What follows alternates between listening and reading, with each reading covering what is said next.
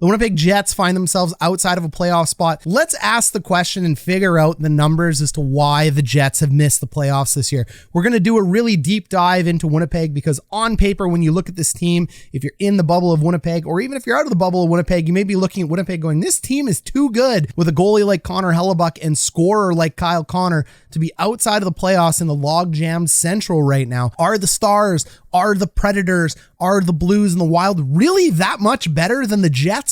We're going to answer that question right now. And don't forget, this video and channel is sponsored by BetUS. Head over to BetUS. Canadian and Americans over the age of majority, you get a 125% deposit bonus on new signups for your first time play with BetUS. Pick your favorite Stanley Cup winner, bet on your favorite odds in NHL games, night in and night out with BetUS.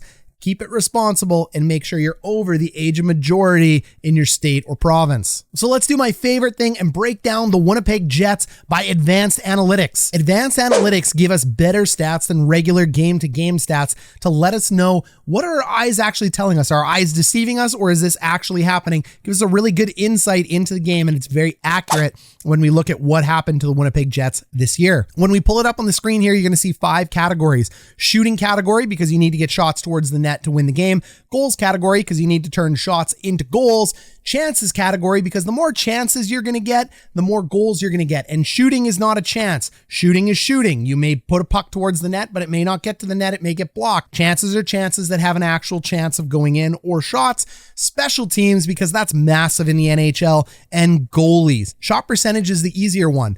It is your percentage difference between your shots for and your shots against. The Jets are at 50%. That means they are 1-to-1, and they're right in the middle of the NHL, 16th in the NHL. For every shot they get, they give up a shot. They're even. That's not great. That's not playoff team material. It's just outside the playoffs at number 16, but stats like that don't hold. The Corsi percentage is the amount of chances you've directed towards the net, and you want to direct more chances than less. Yes, there's blocks. Yes, there's tips, but Corsi is still the best number, in my opinion, to determine how a team is doing, how a player is doing. Fenwick is another crazy iteration of Corsi, but they're about the same, to be totally frank, and I'm a math guy, so you can trust me or not, up to you. Their Corsi percentage is 51%, which is good enough for 14th in the NHL, which correlates with their shot percentage. I mean, it's basically saying the shots that are getting to the net and the shots that aren't getting to the net, they're taking a few more shots than, that are actually getting to the net, but it's pretty much even. So it goes ahead and validates our shot percentage total. Now, when we look at goals, this is how you win hockey games. XGF is expected goals for.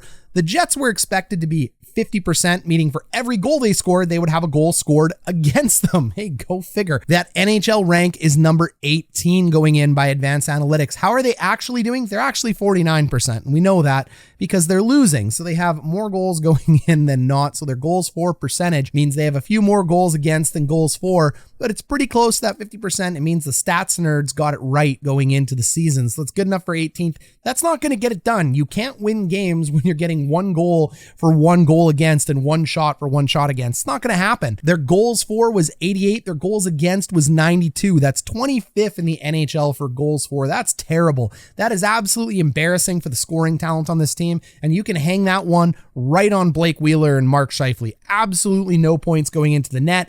You can go ahead and chalk it up to Nick Ehlers' super slow start at the beginning of the year, not being able to score, and then the injury. It's a whole host of reasons. Their goals against has drastically improved, though. So the problem with the Jets last year is they were scoring tons of goals. There was goals, goals, goals. That's always been the Jets' thing, is to score. Last year, though, there were so many goals against, so they finally correct the defense. They correct the systematic defense.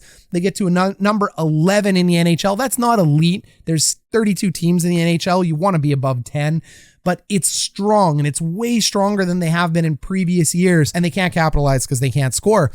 Then you go ahead and go, well, why aren't they scoring? Let's take a look at their chances. Their scoring chances for SCF is 50%. That means they get as many scoring chances for as they do scoring chances against. Go figure. It's a 1-for-1 team. That's good enough for 16th in the NHL. High danger chances for. These are chances that are very dangerous and likely to go in across the Royal Road. These are backdoor passes. These are dangerous shots. Guess what? They're 1-for-1 again. For every dangerous chance they get, one goes in against them. That's good enough for 22nd in the NHL. That's not going to get it done. High danger chances are one of the best stats to look at if a team's going to win, and you're not going to win when you're 22nd 22nd in the NHL for high danger chances for in a percentage. That's terrible. Their high danger chances for is 15th in the NHL, mid-pack again, 450 high danger chances for. Their high danger chances against for 487. 487 high danger chances against. So you may be wondering, hold on, they've improved their goals against average, but their high danger chances against is high. What does that tell you, Coach Ryan D? Well, that tells me pretty plainly that the defense and the systems are doing terrible and Connor Hellebuyck is bailing you out. Really simple. If you have that many high danger chances against, but your goals against isn't reflective of that, or it's way off like it is, that means you got to go down to the bottom, which is goalies, and you look at Connor Hellebuyck and go, guy's amazing. 10th in the NHL right now for all goaltenders for goals saved above average, GSAA. This is the total amount of goals above the average that they were supposed to save. So he's at +8. That's quite strong. Hellebuyck has had years where he's been in the double digits, closer to 15. I think at one point he touched 18. So he is one of the best goalies in the NHL. But when you have this many high danger chances against, his numbers are going to go down. So in spite of the team not helping him, the guy's still elite. If you want to compare it to the best goalie in the NHL today, which is Igor Shesterkin of the New York Rangers, he has 18.25 GSSA, and a goaltender, say Jack Campbell for the Toronto Maple Leafs, who was lighting it up, as 3.29. And then if you want to go look at all-star Cam Talbot for the Dallas Stars, he's in the negatives. So that shows you where Hellebuyck is. Then you go ahead and look at the special teams. The power play's fine. It's not great. It should be way better than this. Again, thanks Wheeler and Scheifele.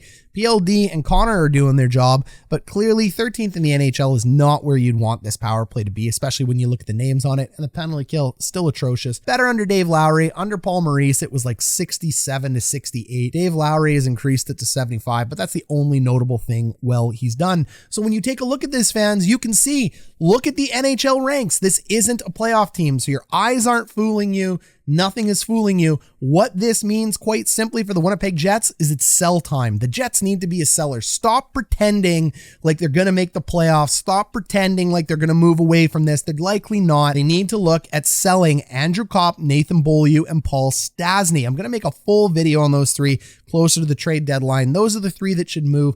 Anyone else that people are considering moving, you gotta wait for the offseason. Now for fun, let's see how the Jets are doing against their competition, especially teams like the Dallas Stars and the Nashville Predators in this playoff race. If we go ahead and pull up the Dallas Stars, they're really not much better than the Jets. Their Corsi percentage is terrible, their shot percentage is terrible, they're 1-for-1, their goals for is below, they get more goals scored on them than goals against. So why are the Dallas Stars ahead of the Jets and always beating the Jets? Well, it's quite simple. Their power play is much better, and their high danger chances against is much better. They're giving up less danger chances, and they have way more high danger chances for. They're 13th in the NHL with 455 high danger chances for. They're 9th in the NHL with 410 high danger chances against. I told you this was an important stat. Their power play is on fire. Their penalty kills pretty mediocre, but that is all it takes to move up a couple positions in the NHL, and their goaltending is serviceable. Taking a look at the Nashville Predators, who are in the playoffs, again, nothing special here. If you take a look at their Corsi and their shot percentage, same as the Jets, 1-for-1. You look at their goals for versus their goals expected. Well, they have 100 goals for versus 90 goals expected, so a 53% goals for, which is above their expected goals before. If you are 3% above half, that means they're scoring more than are getting scored on them. This is a team that's going to win. This is why they're in the playoffs. I have them ranked as number 16th. If you take a look at their chances for, they're one of the best at limiting high danger chances against. Very hard to beat a team with a goaltender as talented as UC Saros, who has a 12 GSSAA, good for 6th in the NHL. Not bad for a little guy at 5'10", 5'11" in the net. And if you're limiting due to your structure and your system, shots going near him, you're going to win. The only problem has always been with Nashville is they don't have enough punch in scoring, but their power play is actually very serviceable this year. Their penalty kill is not as strong as you'd think it would be for a defensive first team, but they score enough goals and keep a ton out of the net. That's what puts them in the playoffs. The St. Louis Blues are a team that are locked into the playoffs as well too, and when you look at this, their Corsi and shot percentage is even worse than all these other teams. That's terrible. It's just absolutely embarrassing. When you go ahead and look at their goals, they're still scoring more goals than what they should be scoring. They're scoring on a clip that doesn't make any sense, team. They are supposed to score less than they get scored on, but they are clearly scoring more. It doesn't make much sense. It is an unsustainable pace. St. Louis is hot. They have 55% goal differential right now, 115 goals for versus 95 against, and they were only expected to have 47. That's why they're in the playoffs. And that's in spite of a terrible Corsi. The Corsi shows how many shots they're getting towards the net. It's not good. They're terrible in the NHL getting shots towards the net. So they're scoring at a totally unsustainable pace, but it's good enough to get them in the playoffs now. I don't think they'll maintain it going through the playoffs. That doesn't matter because they're there.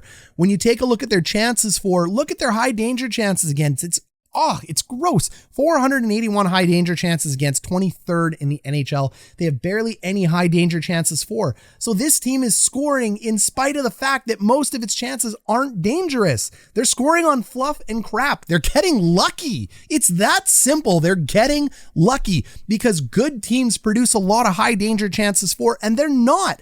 And good teams keep high danger chances against at a minimum. They're not doing this. However, they end up making the playoffs. This is called an outlier. This is a total outlier team. It's a breaking of stats. It's called happens. It's why we play the game and we don't play it on spreadsheets. We play the actual game. And the reason they are doing this well, look at their special teams. Special teams can break a game wide open. They're so important. When your PK is one of the best in the NHL and your power play is one of the best in the NHL, you're going to make up for terrible 5-on-5 numbers because chances, goals, and shooting, that's all 5-on-5. Special teams is its own category. They are that much better than everybody else in the Central at special teams. They're the best team in the Central special teams above Colorado.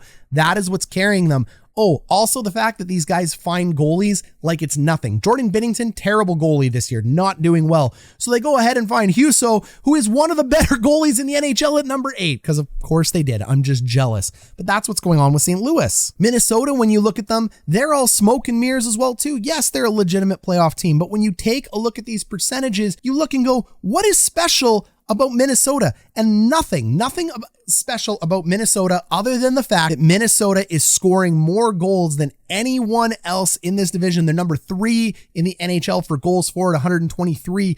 They are way over their expected goals for. When you take a look at their high danger chances for, it's 397. It's 26 in the NHL, just like St. Louis. They're not getting dangerous chances, but they're scoring. Their high danger chances for is only 50%. Their Corsi and shot percentage is 1-for-1. It's not much better than the Jets, but they're scoring. They're scoring out of nowhere. And that is because, in my opinion, the goaltending in the Central Division outside of Connor Hellebuyck this year and Darcy Kuemper isn't that good. It's just not. And the Pacific Division isn't much better outside of Jacob Markstrom. So these guys get to play in the West. They get to pick on them, score a whole bunch of goals. And this is a bigger problem for the Winnipeg Jets because the Winnipeg Jets have been goal lead all year. Well, everybody else is lucking out and scoring, but the Jets against these teams. You take a look at the goaltending for Minnesota, mediocre at best. Special teams, mediocre at best. This is supposed to be one of the favorites for the Stanley Cup. I wouldn't be betting on them. And then finally, the prize of the NHL, the Colorado Avalanche. I only have them ranked as number 6 in the NHL. Their Corsi is excellent. Their shot percentage is excellent, but it's not in the top 3 of the NHL like people would have you think. Their goals for is very good. 119 versus 89. That's what you want. 57% in goals percentage. Good for number 4 in the NHL. But this isn't a top 3 team like people have been saying. The chances, scoring chances for, they're number 5 in the NHL. That's very good. Their high danger chances for percentage is only 12. High danger chances for is only 14. They are scoring goals again in spite of having not very many high danger chances, which continues to lead me to the conclusion that goaltenders in the West aren't very good. Winnipeg just can't score on them. High danger chances against is a little high in my opinion for what you want, but it's still good for number 10 in the NHL. And look at their special teams. It's nothing special. Their PK is worse than Winnipeg. Their power play isn't that much better than Winnipeg, and their goaltending is worse than Winnipeg. Winnipeg could compete with this team if they could have found a way to put the damn puck in the net. So there's what's going on with Winnipeg. Winnipeg is way down in the back. They're where they should be based on expected stats, based on advanced analytics, but they were like this close. When you take a look at the other 4 teams in front of them from Colorado all the way down to Dallas, it is super frustrating because you're just going, look, the underlying stats say they're not that much better. My eye test says they're not that much better, but it's a lost season for Winnipeg. It's time to sell. If you think this team's still in it, hey, it is what it is. But go Jets, go. Always keep the jersey on, and we'll catch you in the next video.